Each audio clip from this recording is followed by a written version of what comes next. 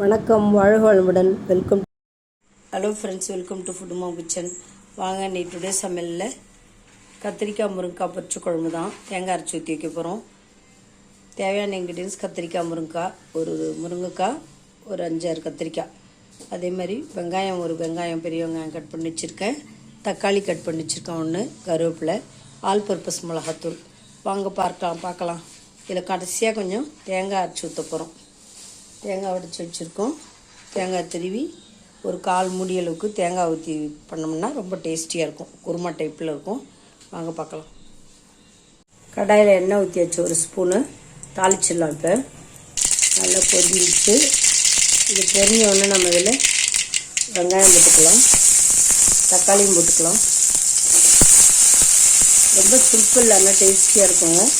உடம்புக்கும் ஹெல்த்து. முருங்கைக்காய் கத்திரிக்காய் உடம்புக்கு ரொம்ப நல்லது. இதில் நம்ம கருவேப்பிலையும் போட்டோம். நல்லா வதக்கி வச்சுக்கலாம்.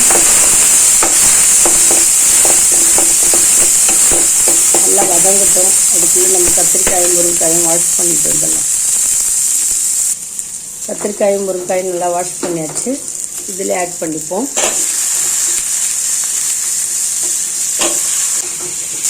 நல்லா வதக்கி வச்சுக்கலாம். நிமிஷம் வதங்கட்டும். 2 நிமிஷம் வதங்கினா போதும்.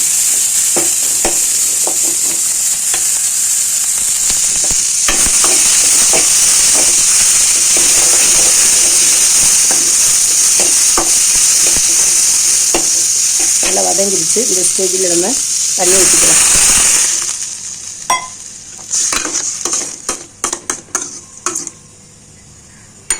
நல்லா கொதிக்கட்டுங்க. நல்லா கொதி வந்தோடனே மிளகாத்தூள் போட்டுக்கலாம். கொஞ்சோண்டு மஞ்சத்தூள் போட்டுக்கலாம். கொஞ்சம் மஞ்சத்தூள் போட்டுக்கிட்டோம். கல்லுப்பு போட்டுக்கலாம். இல்லை,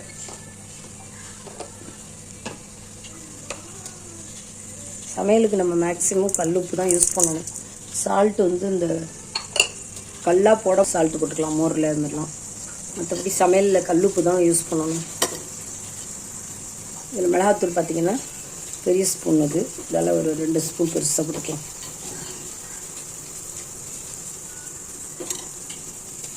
வச்சு காய் வேகட்டும். வெந்தவுடனே கடைசியாக நம்ம தேங்காய் அரைச்சி ஊற்றி, சோம்பும் தேங்காயும் அரைச்சி ஊற்றி இறக்க வேண்டியதுதான். ரொம்ப சூப்பராக இருக்கும். சிம்பிள் தான், ரொம்ப டேஸ்டியாக இருக்கும். செஞ்சு பாருங்கள். இந்த சைட் பேன் வச்சாச்சு. இதில் ஒரு ஸ்பூன் அளவுக்கு எண்ணெய் ஊற்றிக்கலாம். ஒரே ஒரு ஸ்பூன் தான் ஊற்றிருக்கேன். இல்லை, கடுகு போட்டுட்டேன். நல்லா பொரியட்டும். பொரிஞ்ச உடனே நம்ம என்னென்ன போடணும்னு பார்க்கலாம். நல்லா பொரிஞ்சிச்சு. நம்ம வெங்காயம் போட்டாச்சு. ஒரு வெங்காயம் நல்லா வதங்கட்டும். இதிலே நம்ம சுரக்காய் வெட்டி வச்சுருக்கோம் பாருங்கள். சுரக்காய் போட்டுடலாம். கொஞ்சம் மஞ்சத்தூளும் போட்டுடலாங்க. இதை நம்ம ஊற வச்ச பாசிப்பருப்பு அதையும் போட்டுடலாம். ஒரு ஸ்பூன் பாசிப்பருப்பு ஊற வச்சேன். அதையும் போட்டுடலாம். அதில் ஒரு ஸ்பூன் பாசிப்பருப்பு ஊற வச்சோம். அதையும் இதில் போட்டுறேன். கொஞ்சம் கருவேப்பிலை போட்டுடலாம். நல்லா பரட்டி விட்டு வேகிறதுக்கு கொஞ்சம் தண்ணி ஊற்றிட்டு வேக வச்சிடலாம். சீக்கிரம் வந்துடும் சுரக்காய். பாசிப்பருப்பு ஒரு 1/2 வேக்காடாக இருந்தால் போதும். இது நம்ம ஒரு 1/2 டம்ளர் தண்ணி ஊற்றிடலாம். வேகிறதுக்கு கொஞ்சமாக தண்ணி ஊற்றிக்கலாம். ஃபுல்லில் வச்சிடலாம். வேகட்டும். இப்போ பருப்பும் காயும் வேகணும். வெந்த உடனே நம்ம கொஞ்சம் காரம் போட்டுட்டு இதில் கடைசியாக கொஞ்சம் தேங்காய் பூ துருவி போட்டு உப்பு போட்டு இறக்குனா நம்முடைய சுரக்காய் கூட்டுன்னு சொல்லலாம். சுரக்காய் பொரியல் சாதத்துலேயும் பசஞ்சு சாப்பிட்லாம். சைட் டிஷ்ஷாகவும் தொட்டுட்டு சாப்பிட்லாம். கொஞ்சம் தண்ணியாக இருந்தால் சுரக்காய் கூட்டாயிடும். நம்ம பொரியல் மாதிரி தொட்டுட்டு சாப்பிட போகிறோம். ட்ரை ஆகட்டும். வேகட்டும். வந்தோடனே பார்க்கலாம்.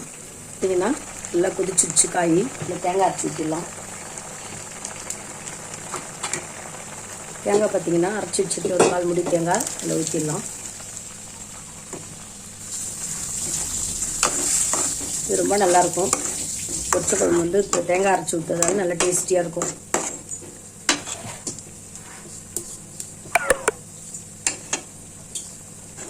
ரொம்ப டேஸ்டியாக இருக்கும். அது மாதிரி செஞ்சு பாருங்கள்.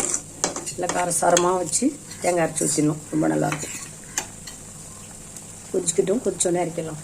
கருவேப்பிலையும் கொத்தமல்லியும் மேலே தூவி இறக்கிட வேண்டியதான். எம்மியான கத்திரிக்காய் முருங்கைக்காய் பொரிச்ச குழம்பு ரொம்ப நல்லாயிருக்கும். கொஞ்சம் குருமா பேட்டர்ன்லேயும் இருக்கும். பொரிச்ச குழம்பு மாதிரி இருக்கும். நல்லாயிருக்கும். இந்த பூரி சப்பாத்திக்கெலாம் கூட தொட்டுக்கிறதுக்கு நல்லாயிருக்கும். தோசைக்கெலாம் வெரி சிம்பிள், ரொம்ப டேஸ்ட்டாக இருக்கும். இந்த காயெல்லாம் வெந்துருச்சுன்னா இறக்கிட வேண்டியதான். நம்ம தேங்காய் அரைச்சி ஊற்றியாச்சு. இதில் கொஞ்சம் சோம்பு பவுடர் ஒரு 1/2 ஸ்பூன் போட்டுக்கலாம். நல்ல டேஸ்ட்டு கொடுக்கும், டைஜஷன் ஆகும். சோம்பு பவுடர் போட்டுக்கலாம். குழம்பு கொஞ்சம் கொதிச்சு காய் வந்துச்சுன்னா இறக்கிட வேண்டியதான். குழம்பு ரெடி.